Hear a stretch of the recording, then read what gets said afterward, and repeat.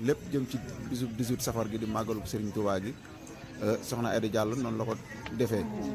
kon noonu ngeen ko gisee ci image yi ndax dañ leen bàyyi suñu cameraman mu toppal leen ko ambiance nag yeeg li fa xewagum ba ca kanam. bismillahi rahmani rahim wa sallallahu taala ala sayyidina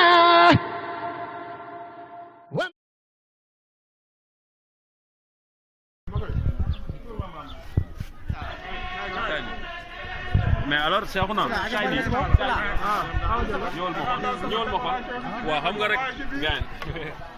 ñëwal ni ne leen ngay taxaw ça ha do journal contraction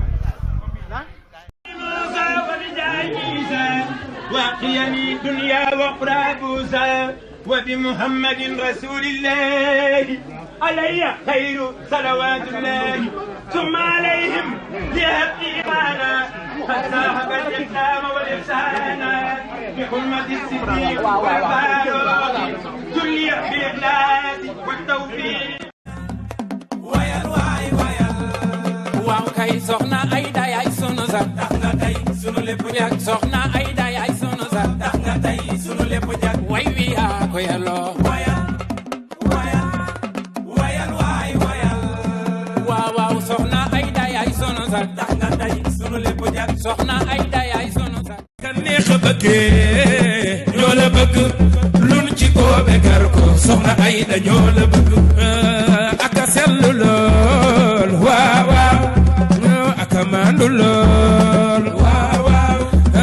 du jànnee du war du gëddee du lore ak a neex a bëggee ñoo la bëgg